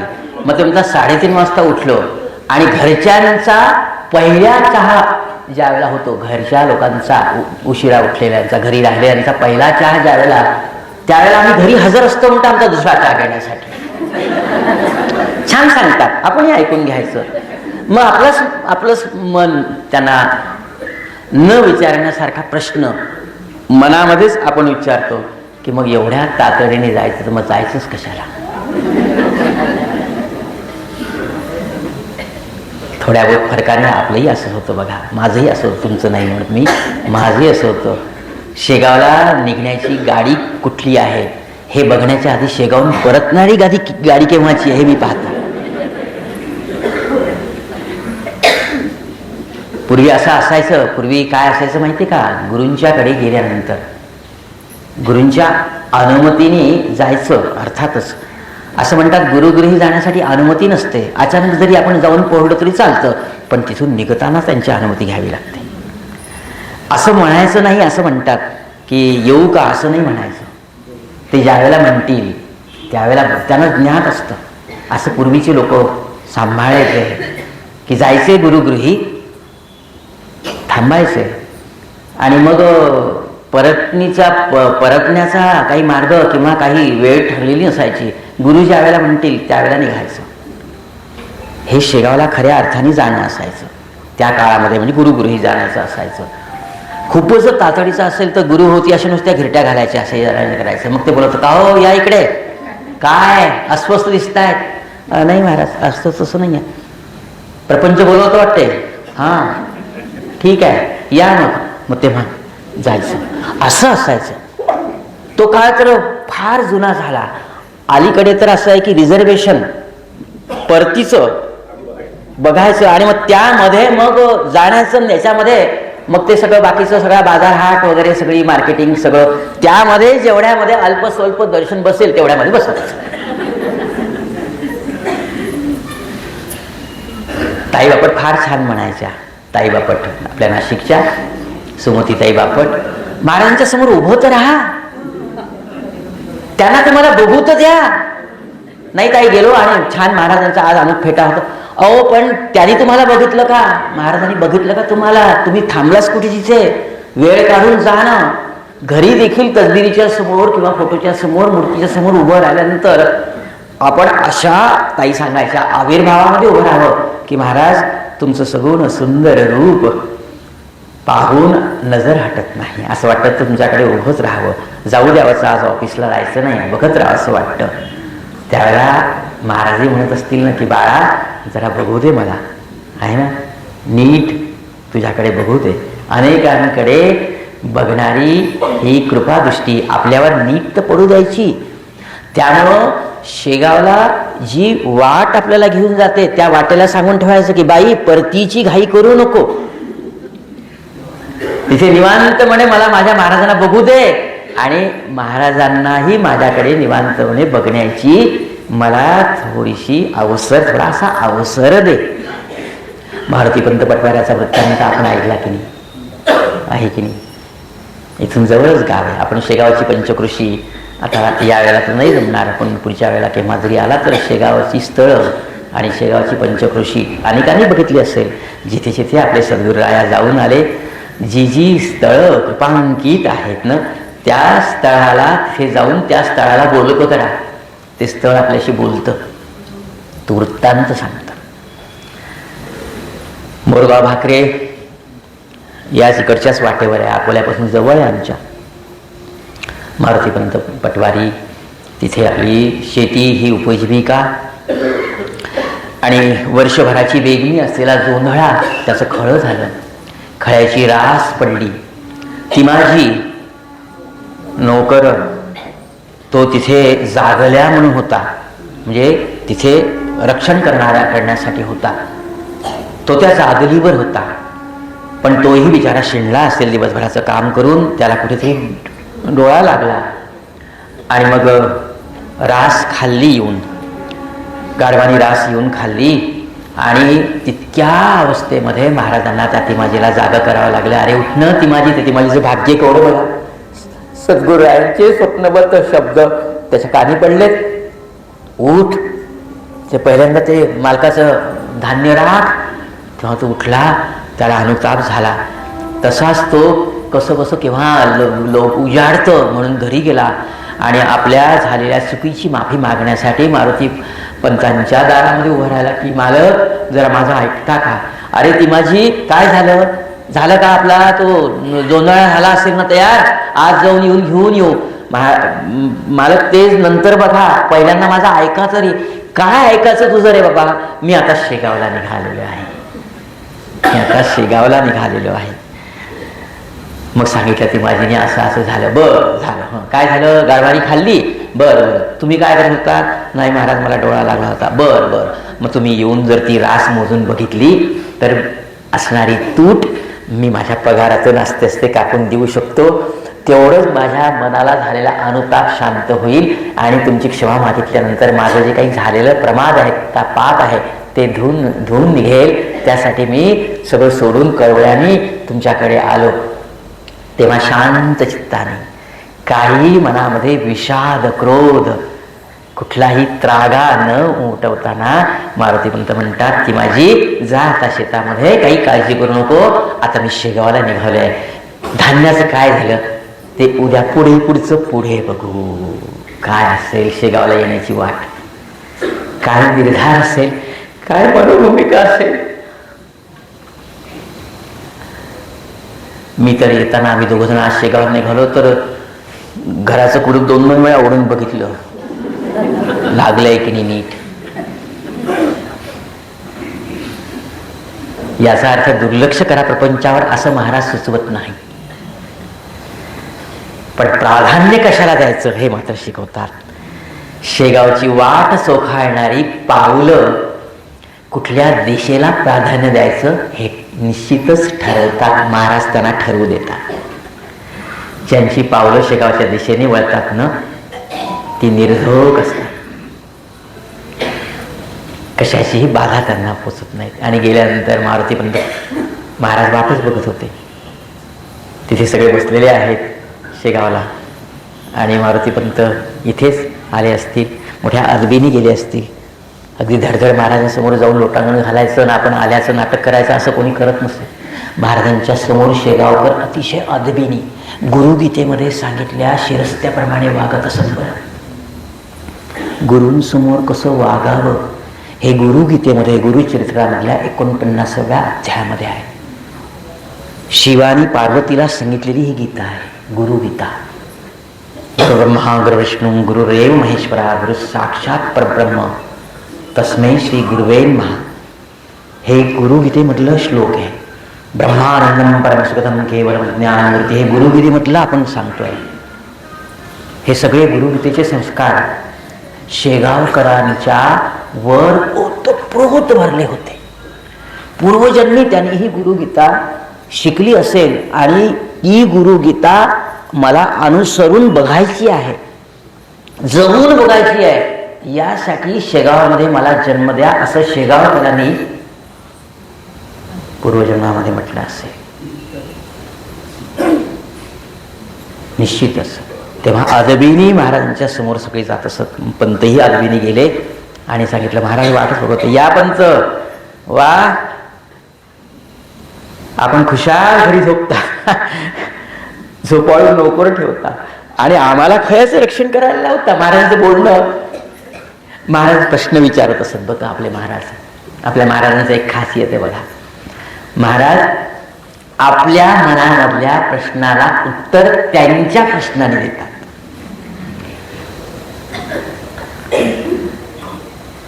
तेव्हा मारुती पंतांना आश्चर्य वाटलं की घडलेला प्रसंग तर फक्त तिमाजीला आणि मलाच माहिती आहे, अजून घरी पण नाही मी सांगितला. सद्गुरु रायांना कसं कळलं? भक्त प्रतिपालक, माझा प्रतिपाळ करणारे माझे महाराज आहेत. लोकांनी घातलं, हो महाराज साड्या अहो असेल किती, 4 पोत्याचा असेल, खंडीभर असेल जोंधळा, 1 वर्षभरामधलं वर्षभर पुरतीचं धान्य सांभाळण्यासाठी अनंत कोटी ब्रह्मांड नायक की ज्याच्या कृपेने जन्मोजन्मीची पूर्ती होईल असं एका साऱ्यासाठी धावून येतात आणि ती माझ्याला जाग करतात. केवढी महाराजांची कृपा आहे माझ्यावर. आणि म्हणून सांगितलं की महाराज चुकलं, माझं चुकलं आणि पर्यायाने माझ्या नोकराचं चुकलं किंवा नोकराचं चुकलं, पर्यायाने माझं चुकलं. मी क्षमा मागतो, स्वतःला प्रायश्चित्त करतो, पण त्याचं प्रायश्चित्ताचा एक वाटा तिमाजीलाही सांगतो, त्याला नोकरीहून कमी करतो. महाराज म्हणाले, बाबा असं नको करू, छे छे असं नाही मला म्हणायचं. तर तिमाजी इमानदार नोकर आहे, त्याला नोकरीवरून काढू नको म्हणतात. मारुती म्हणतात त्याला नोकरीवरून काढू नको बाळा, त्याने जे केलं ते योग्यच केलं. चालता ही शेगावला येण्याच्या वाटेची फलश्रुती आहे. कुठलाही काही अभिनिवेश नाही आहे. प्रपंच त्यागला का? नाही. प्रपंचाच्या विषयी तिरस्कार उमटवला का? मुळीच नाही. प्रपंचाच्या नावाने बोटं फोडली का की मला निघालं होतं आणि असं झालं असतं का? मी जर तिथे मारुती पंथाचा रोल जर केला, मला निसर्गाने दिला असता, नियतीने दिला असता, ती म्हटलं जाऊ द्या शेगावचं जात राहील, महाराज तिथे आहेत, शेगाव तिथे आहेत, पहिल्यांदा चल तू काय तिकडे कारनामे केले ते पहिल्यांदा राशी मोजून घेऊ. बाबा वर्षभराची कमाई आहे, ती जीव तुटला असता हो माझा, असं झालं असतं माझं. तसं तिमाजी पंतांचं किंवा मारुती पंतांचं झालं नाही. ते थेट आले. शेगावची वाट चोखाळणाऱ्या पावलांना कुठे प्राधान्य द्यायचं याचा विवेक महाराज प्रदान करतात. एक प्रसंग तर आपल्या मनामध्ये ज्या ज्या वेळेला शेगावची वारी येते त्या त्या वेळेला प्रत्येक वारकऱ्यांच्या मनामध्ये ती कथा ताजी होते, उजळ होते आणि ती प्रबोधन नव्या नव्याने करते. ती म्हणजे पुंडलिक भोकरे महाराजांची वारी.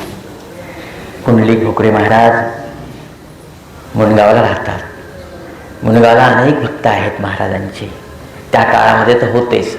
खुद्द पुंडलिक ज्यावेळेला लहान होते त्यावेळेला त्यांचे वडील उकिरडा हे देखील वारी करायचे. त्यांच्या घरी वारीचा नेम असायचा. प्रत्येक महिन्यामधल्या वद्य पक्षाच्या दशमीला ते निघायचे आणि एकादशीला महाराजांचं दर्शन घ्यायचे. द्वादशीला पारणं करायचं, दशमी, एकादशी, द्वादशी आणि मग महाराजांचा छानपैकी आशीर्वाद घ्यायचा. महाराजांची वाट बघायचे. लेकरं आली नाहीत, मुनगावची लेकरं. असं म्हणतात की महाराजांना मुनगावच्या भक्तांचा खूप हरीक होता. मुनगावचं कोणी आलं की महाराज अगदी गुलगुल त्याच्याशी बोलत असत. मग या प्रघाताप्रमाणे वारी निघाली. तसं पुंडलिक भोकरेंना लहानपणापासूनच महाराजांच्याकडे येण्याची ओढ लागली होती. आईवडिलांचे संस्कार, आता तुमच्याही घरी तुमची जी नवीन पिढी आहे तुमच्या या संस्काराने प्रेरित होऊन शेगावला आपली मनोभूमिका यानंतर तशीच चालू राहावी या उद्देशाने येत असतील ना. माझी आई येते बरं दरवेळेला, माझे बाबा येतात बरं, उपासना केंद्रामध्ये ते सदस्य आहेत ना, दर महिन्याची दर आठवड्याची उपासना करतात आणि शिबिराला जातात. आता माझंही काहीतरी कर्तव्य आहे. शहाणी सुरती झालेली आपली लेकरं बाळं देखील याच शेगावच्या पाऊल वाटेवर निश्चितच पाऊल ठेवणार आहेत आणि त्यांनी ठेवावं आणि त्यांना तशीच आपल्यासारखी प्रेरणा, बुद्धी, अनुकूलता, मग ते कुठल्याही कॉर्पोरेट सेक्टरच्या व्यस्त आणि व्यग्र व्यवहारात असू द्या, ती त्यांना महाराजांनी द्यावी अशी मी वैयक्तिक प्रार्थना करतो गजानन महाराजांच्या. निश्चितच 100% ज्याच्या हृदयामध्ये गजानन तत्व आहे त्याच्या वंशामध्ये, अनुवंशामध्ये पूर्वापार चालत असलेल्या पूर्वजांपासून वंशांपर्यंत ही गजानन कृपा अबाधित राहणार आहेच. पुंडी भोकरे लहानपणापासून याच गजानन देवधानामध्ये होते आणि निघालेत. आता त्यावेळेला नेमकं काय झालं, त्यावेळेला प्लेग, साथी खूप यायच्या आणि प्लेग चांगलाच बळावला होता. आपल्याला माहीत आहे काखेमध्ये गोळा येतो आणि मग ज्वर चढतो, इतकं टेम्परेचर येतं की अंगाची लाहीलाही होते, डोळे लाल होतात आणि सगळ्यात शेवटचा त्याचा संकेत तो दुर्धर होत जातो आहे म्हणजे काखेमध्ये गोळा येणे, बगलेमध्ये गोळा येणे. आणि अशी ती साथ गावोगावी पसरली होती आणि त्या साथीमध्ये ही वद्य पक्षामध्ये वारी आली आणि सगळे निघाले. पुंडलिकाला देखील कसकस घरीच जाणवली होती. आदल्या दिवशी जाणवली असेल, दुसऱ्या दिवशी निघायचं जाणवली असेल. खरं पाहिलं तर अशी कसकस अंगामध्ये येणं तो चांगला जाणता होता. शेगावला जाण्यासाठी शरीर अनुकूल नाही आहे हे त्याला कळून चुकलं होतं, पण वारीमध्ये खंड पडू द्यायचा नाही असा निर्धार होता. वारीच खंड पडू देईना. त्यामुळं काय झालं, वडील सोबत होते, बाकीचे सगळे आता मुणगाव सगळं सोबत असेल, जे जे महाराजांच्या वारीमध्ये दर महिन्याचे आहेत ते सोबत असतीलच जीवाभावाचे लोक, पण कोणाला कळू नाही दिलं. कळू दिलं तर ते प्रेमापोटी, स्नेहापोटी, कर्तव्यापोटी सांगतील की पुंडलिका यावेळेला तू राहू दे बाबा. पण ही वारी माझी जर चुकली तर मग काय माझ्या जीवनाला अर्थ, प्राधान्य मला माझ्या देहापेक्षा माझ्या देवभक्तीला द्यायचं आहे असा निर्धार, दृढ निर्धार त्याने निघालेत. आणि हळूहळू मुणगाव सोडल्यानंतर बरंच अंतर आहे बरं, माझ्या माहितीप्रमाणे जवळपास 70-1 किलोमीटर तरी मुणगाव शेगाव असेल. आमच्या मित्रमंडळीमध्ये एक मनसुबा आहे, केव्हा महाराज पूर्ण करतील ही त्यांची इच्छा, पण मुणगावून निघायचं आणि शेगावपर्यंत पायी यायचं, शक्यतोवर तोच मार्ग धरायचा आणि पुंडलिकाचा आठव करीत करीत करीत शेगावची वारी करायची असं आहे. बघू आता महाराज केव्हा तो योग आणतात ते. याच कथेने प्रभावित होऊन आमच्या मनामध्ये जो संकल्प मूळ धरतो आहे. निघाले आणि मुणगाव सोडल्यानंतर हळूहळू ज्वराची जाणीव व्हायला लागली. चालण्यामधली गती मंदावली. वडील सोबत आहेत. वडिलांच्या लक्षात आलं की पुंडलिक जरा थकत जातो आहे, एवढा तरुणाबाण असलेला असा मागे का पडतो आहे, इतरांची ओझी, इतरांना मदत करणारा माझा हा पुंडलिक मागे मागे का पडतो आहे. तेव्हा पुंडलिका काय झालं, नाही बाबा काही नाही. का बरं असा चेहरा उतरल्यासारखा झाला, लालबुंद चेहरा जरा लालसर दिसतो आहे, काय झालं. नाही बाबा रात्रीची झोप झाली नसेल म्हणून असं करत करत करत करत करत मग मात्र राहावेनासं झालं. मग बाबांना सांगितलं, बाबा असं झालं की मला ताप आल्यासारखं वाटते आहे. अरे बापरे, मनामध्ये पाल चुकली. तापेचा संकेत म्हटल्यानंतर साथीचा प्रकोप तर नाही, प्रभाव तर नाही. तेव्हा अधिक खोलवर घेऊन बापाचं काळीज विचारलं की पुंडलिका बघू दे बरं. अरे तुझं अंग तर तापते आहे बाळा, झाडाच्या सावलीमध्ये येऊन बस, काय झालं बघू आपण एकदा. बाबा सांगू नका कोणाला, आपण काखेमध्ये गोळा आलेला आहे. काय झालं असेल बापलेकांना?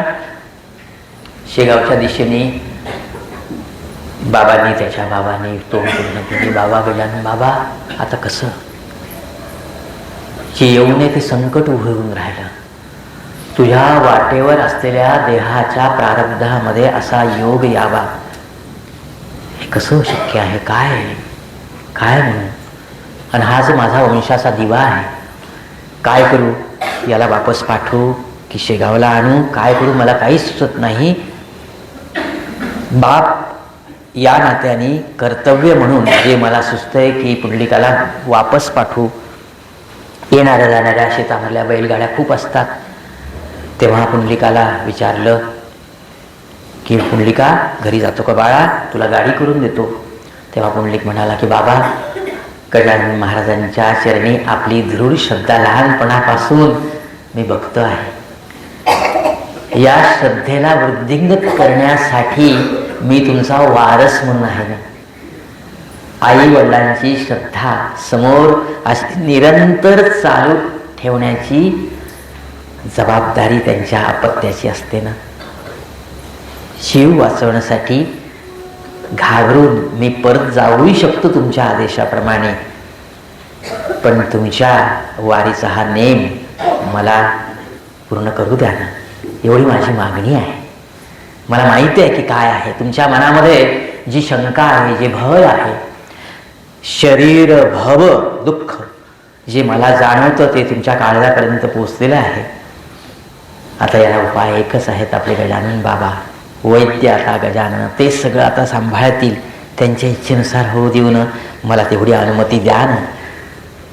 तेव्हा काकुलतीला येऊन पुंडलिकाचं हे संभाषण वडिलांच्या चरणापर्यंत जाऊन पोचलं. ठीक आहे बाळा, उठत बसत कसंही मला शेगावला ने, आणि जर आलीच तशी वेळ तर देह पडला, पतन झालं तर ते शव तरी शेगावला नाही. केवढा निर्धार! दासगुरु महाराजांनी फार सुंदर लिहिलेलं आहे, मार्मिक आहे फार. काय असेल गजानन भक्ती, काय असतील गजानन भक्त, आणि काय असेल गजानन तत्व, काय असेल तो निसर्ग, काय असेल तो निर्धार. त्याचं अनुकरण करा असं मी सांगणार नाही बरं कोणाला. कुठल्याही भक्ताच्या भक्तीचं किंवा कुठल्याही आध्यात्मिक असलेल्या त्याच्या पद्धतीचं दुसऱ्यांनी अनुकरण करू नये. प्रत्येकाचं आपापलं स्वतंत्र अधिष्ठान असतं. जशी हातावरचे बोटावरच्या रेषा प्रत्येकाच्या विभिन्न, प्रत्येकाचं प्रारब्ध, प्रत्येकाचा अध्यात्म, प्रत्येकाची पद्धत वेगळी. तुलनात्मक विचार प्रारब्धामध्ये करता येत नाही. कधी कधी माझ्यापेक्षा वयाने लहान असलेला देखील माझ्यापेक्षा आध्यात्मिक क्षेत्रामध्ये मोठा असतो. बघा, पुंडलिकाचं हे संभाषण ऐकून वडिलांना कळवळा आला. परत महाराजांच्या शेगावच्या दिशेने, महाराज येते वेळ पुंडलिकाला घेऊन सांभाळा त्याला, तुम्हाला साकडं घालतोय असं नाही. त्याच्या आणि माझ्या प्रारब्धामध्ये असेल ते आम्हाला मान्य आहे.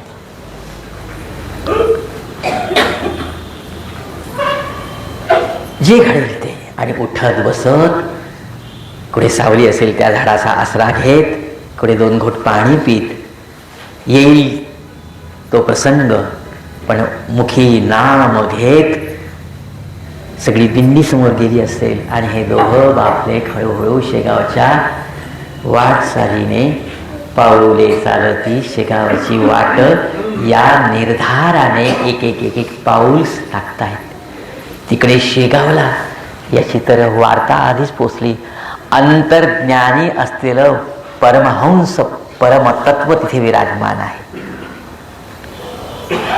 नव्या मठामध्ये आपल्या सध्या तिथल्या असलेल्या मुणगावचे लोक येत आहेत म्हणून महाराज पहिलेच हरकून जात असत, आतुर होत असत भेटण्यासाठी. आणि आता तर महाराज त्या वाटेकडे आपली कृपा दृष्टी लावून बसलेले आहेत. ये रे बाबा, तुझी वाट पाहतोय, काळजी करू नकोस.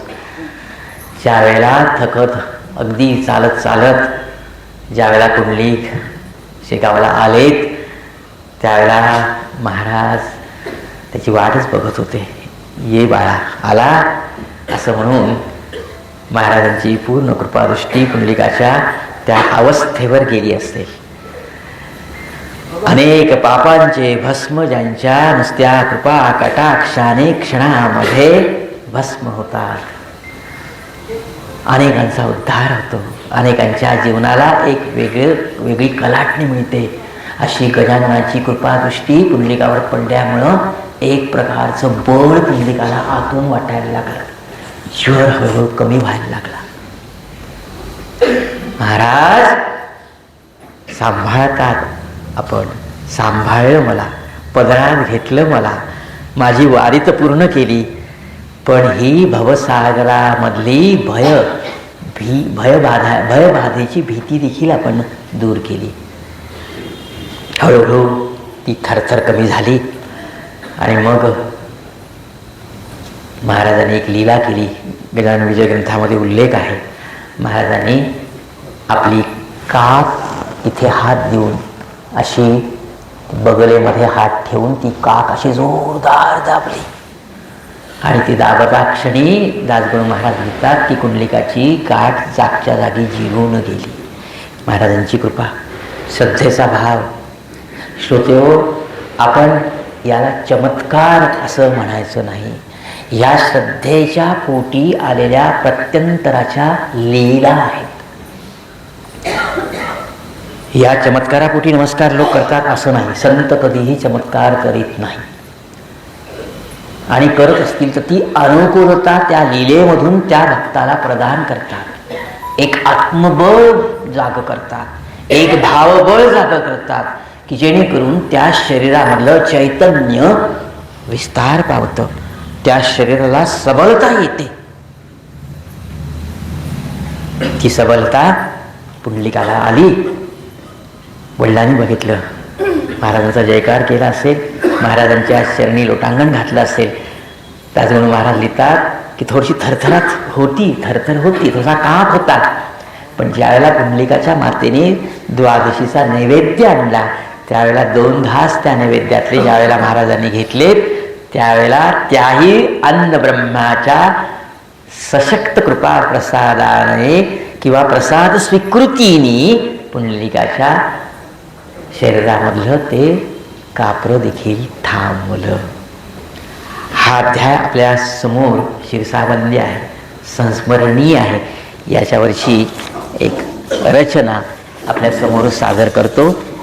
वारी माझ्या गजाननाची सोडू नको तू कधी जीवा. हे पुंडलिकाचं कथानक ऐकून मी माझ्या जीवाला सांगतो. जीव आत्म्याला देहदशा प्राप्त झाल्यानंतर जी दशा प्राप्त होते तिला जीव म्हणतात. वारी माझ्या गजाननाची सोडू नको रे कधी जीवा. नरजन्माचे सार्थक करी रे भिवू नको या शरीर भवा. शरीराच्या दुःखाला घाबरू नको किंवा त्याचं भांडवल तरी करू नको. वारी माझ्या गजाननाची सोडू नको तू कधी जीवा. नरजन्माचे सार्थक करी रे भिवू नको या शरीर भवा. दुनिया ही नश्वर रे सारी, दुनिया ही नश्वर रे सारी. सौख्य तिचे ते नश्वर रे सोबतचे गणगोत सोय रे. पुरतील तुझला कुठवर रे चाल तुझी तू वाट एकटा. शोध आपुला मार्ग नवा. वारी माझ्या गजाननाची सोडू नको तू कधी जीवा. असेल जे नशिबाच्या पोटी तेच घडवणी जाते रे. असेल जे नशिबाच्या पोटी तेच घडवणी जाते रे. सत्कर्माचे संचित अपुले सद्मार्गावर नेते रे. असेल जे नशिबाच्या पोटी तेच घडवणी जाते रे. सत्कर्माचे संचित आपुले सदमार्गावर नेते रे. खुल्या मतीने पहा भोवती आत्मदिठीचा लाव दिवा. वारी माझ्या गजाननाची सोडू नको तू कधी जीवा. जशी पाऊले वाट चालती शेगावाच्या ओढीने जशी पाऊले वाट चालती शेगावाच्या ओढीने, तसे जणू शेगाव येतसे जवळ आपुल्या गोडीने. जशी पाऊले वाट चालती शेगावाच्या ओढीने, तसे जणू शेगाव येतसे जवळ आपुल्या गोडीने. जीवाशिवाच्या भेटीचा मग प्रत्यय येई अनुभवा, वारी माझ्या गजाननाची सोडू नको तू कधी जीवा. शेगावीचे दैवत ज्याच्या पाठीशी अन पुढे उभे. ज्याच्या पाठीमागे महाराज आहेत, पुढे महाराज आहेत. शेगावीचे दैवत ज्याच्या पाठीशी अन उभे पुढे, कळी काळाचे भयना त्याला पाऊल त्याचे कधी न अडे. गण गण गणात बोते म्हणून घेई उरिरे श्वास नवा, वारी माझ्या गजाननाची सोडू नको तू कधी जीवा. नरजन्माचे सार्थक करी रे, भिवू नको या शरीर भावा. शरीर भावाचं, शरीराच्या दुःखाचं, शरीराच्या विकलांगतेचं भांडवल करून जर आपण शेगावला येण्यासाठी अनेक कारणं समोर करू, तर महाराज म्हणतात की बाबा तू घरीच बरा आहेस, तिथल्या तिथेच राहा, आहे ना. महाराज मनामधला हेतू ओळखून सेवेची संधी देत असतात. आपण बाळू महाराजांच्या मंदिरामध्ये दर्शनासाठी गेल्यानंतर उजवीकडे पाटी लावली ती जरूर वाचा. बाळू महाराजांच्या, नारायण महाराजांच्या मंदिरामध्ये दर्शनासाठी गेल्यानंतर तिथे एक सुंदर पाटी आहे बघा, की तिथे लिहिलेलं आहे, हिंदीमधली ती पाटी आहे, की तुमच्या मनामधला हेतू, तुमचा निश्चय, तुमची धारणा, तुमची निष्ठा, तुमची अनन्यता, तुमची एक वाक्यता, सत्यप्रियता, सचोटी, निर्धार, या सगळ्या गोष्टी महाराजांना कळतात. आणि त्या जर शुद्ध असतील, सत्यसंकल्पाचा दाता नारायण होतात महाराज, आणि आपली इच्छा पूर्ण करतात. नाहीतर बघा, मला सांगा की जाऊ, बघू, करू, जमल्यास जाऊ, अनायासे शेगावला जाऊ, अनायासे दर्शन होतं, काही नाही, तिथे चाललं होतं, शेगावला काम होतं, ऑफिसचं काम होतं शेगावला, मग अनायासे नाही. हे सायास करावे लागतात. या सायासामध्ये शरीर पण आलं, मन आलं, चित्त आलं, प्रपंच आला. आज तुम्ही एवढे आलात, तुम्ही काही अगदी काही रिक्त आणि असे रिकामे आहात असं नाही आहे, पण तुम्हाला तुमच्या प्रपंचाने आधार दिला, अनुमती दिली. सगळ्या गोष्टी किती सायास करून आपण ते सगळे सायास करण्यासाठी महाराजांच्या सायास सगळे सांभाळून करून प्रयत्न करून महाराजांच्या समोर शुद्ध मतीने उभं राहिलं की महाराज मग आपल्याकडे एक काम सोपवतात. बाळा बरं झाला, माझं हे काम कर ना. जसं रामचंद्र पाटलांकडे महाराज समाधीनंतर गोसाळ्याच्या रूपाने गेले होते ना, तेही घर इथे विद्यमान आहे बरं. आपण बंकट सदनाकडे जातो त्यावेळेला कृष्णाजी पाटलांचं घर, रामचंद्र पाटलांचं घर तिथे विद्यमान आहे, जिथे उपदेश केला होता. तिथे महाराज गेले, रामचंद्र पाटलांना सांगितलं मला काही भिक्षा घाला, असा आवाज दिला. दुपारची वेळ असेल, रामचंद्र पाटील भाविक पाटील, पूर्णपणे संत आसोसतांची सेवा करणारे हे घराणं आहे. पण बोलवलं आतमध्ये. रामचंद्र पाटलांनी सांगितलं की बुवा बसा, भोजन करा. मग महाराजांनी सांगितलं की आण. मग ताट वाढलं आणि माझं उष्ट जिथे पडेल तिथे कधीही काही कमी पडणार नाही. मग पाटलांनी दक्षिणा समोर केली. मला ही दक्षिणा नको, मी एक गोष्ट मागायला आलेलं आहे. या मठामध्ये तू कारभार केला पाहिजेत. रामचंद्र पाटलांकडे सेवा सोपवली महाराजांनी. एकतर मठाचा कारभार विश्वस्त म्हणून, आणि नंतर 1939 साली रामचंद्र पाटलांच्या पुढाकाराने गजानन महाराजांच्या वाङ्मय मूर्तीचं अवतरण झालं ना, पोथी लिहिल्या गेली ना. या प्रसंगावरून महाराज भक्ताची, सद्भक्तांची निर्हेतुकपणे जे दर्शनाला येतात त्यांची वाट बघतात. कारण की महाराजांची रूपरेषा असते. त्यांना माध्यमं हवी आहेत, पात्र हवी आहेत, पण सत्पात्र हवी आहेत. आणि त्यावेळेला महाराज प्रेरणा देतात की तुम्ही यांच्याकडनं अशी उपासना करून घ्या, त्यांना तशी मदत करा, तसं करा, तिथे हा उत्सव करा, तिथे तसं करा. या वाक्याचा अर्थ कोणाकडे ज्ञानाचा सांगतात, कोणाकडे कर्माचं सांगतात, कोणाकडे आणखी कुठल्या सेवेचा सांगतात, कोणाकडे ध्वज देतात, कोणाकडे बॅचेस देतात, कोणाकडे आणखी काही पाण्याची सेवा देतात, कोणाकडे काय देतात. ही महाराजांनी आपल्याकडे दिलेली त्यांच्या रूपरेषेमधली सेवा आहे. कारण की तुमचे सगळ्यांचे चित्त, मन, प्रारब्ध गजानन कृपेने शुद्ध झालेले आहेत, विशुद्ध झालेले आहेत, परिशुद्ध झालेले आहेत. म्हणून या सभागृहामध्ये या क्षणी पहिल्या रांगेपासून शेवटच्या रांगेपर्यंत ज्या माऊली बसलेल्या आहेत ना, जे माझे गुरुबंधू आणि गुरुभगिनी बसलेले आहेत ना, त्यांच्या या सगळ्या उपासनेला, साधनेला आणि गजानन महाराजांच्या सेवा कार्याला मी मनोभावे साष्टांग नमन करतो. या कारणामुळे उगीच ही पावलं शेगावकडे आली नाही आहेत. इथे आल्यानंतर यानंतरच्या आपल्या कार्यामध्ये निश्चित गती येईल. इथे वारंवार ज्यांचं येणं होतं त्यांना तर सांगण्याची आवश्यकता नाही आहे, पण ज्यांचं क्वचित येणं होतं, अनायसे आलात, वेळ असेलच आपल्याला उद्याला आपण ती पदयात्रा करून आल्यानंतर जो वेळ असेल तर प्रगटस्थळी महाराज आहेत, तिथे आपली वाट पाहत आहेत. त्यानंतर शिवाच्या मंदिरी, मोठ्याच्या शिवमंदिरी देखील तिथे महाराज विद्यमान आहेत. बंकटलालाच्या घरी तर आहेतच आहेत. सुरुवातीला बंकटलालाकडे महाराज आलेत, नंतर मारुतीच्या मंदिरामध्ये गेलेत, तिथून खंडूजी पाटलांच्या घरी गेलेत, नंतर कृष्णाजी पाटलांच्या मळ्यामध्ये गेलेत. तिथे वारकरी भवन, कृष्णाजी पाटलांचा मळा, तिथेही महाराजांचं दर्शन घेण्यासाठी जा.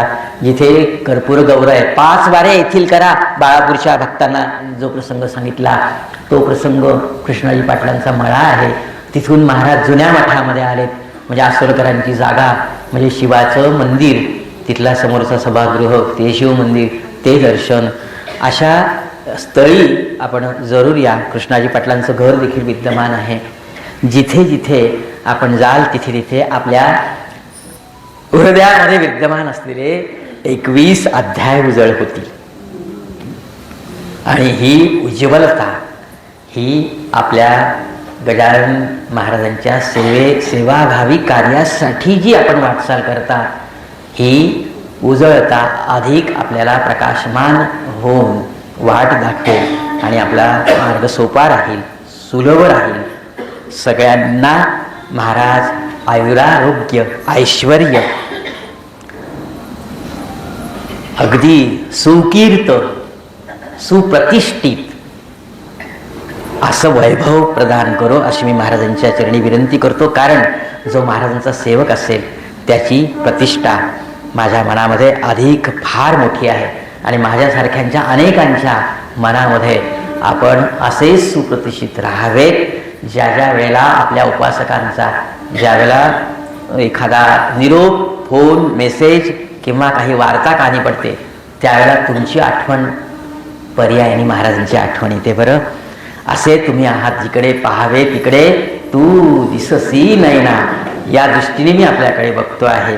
तेव्हा महाराज आपल्याला अशीच सेवाभावी कार्याची दशा आणि दिशा प्रदान करो आणि सदैव आमची घ्यावी सेवा, हीच असे प्रार्थना. ही प्रार्थना महाराजांच्या चरणी व्यक्त करतो. अनंत कोटी ब्रह्मांडाचे महाराज स्वामी, महाराज स्वामी, योगीराज प्रकटले मुनी शेगावी ग्रामी, योगीराज प्रकटले मुनी शेगावी ग्रामी. परम सच्चिदानंद जय श्री सद्गुरुमूर्ती, परप्रचिदानंद जय श्री सद्गुरुमूर्ती. महाराजाधिराज ज्यांची त्रिखंडात कीर्ती, महाराजाधिराज ज्यांची त्रिखंडात कीर्ती. भक्त प्रतिपालका समर्था जय श्री गजानना, भक्त प्रतिपालका समर्था जय श्री गजानना. सदैव घ्यावी सेवा हीच असे प्रार्थना. सदैव मुची घ्यावी सेवा, हीच असे प्रार्थना, हीच असे प्रार्थना. अनंत कोटी ब्रह्मांड नायक महाराजाधिराज योगिराज परब्रह्म सच्चिदानंद भक्त प्रतिपालक शेगाव निवासी समर्थ सद्गुरु श्री गजानन महाराज की जय.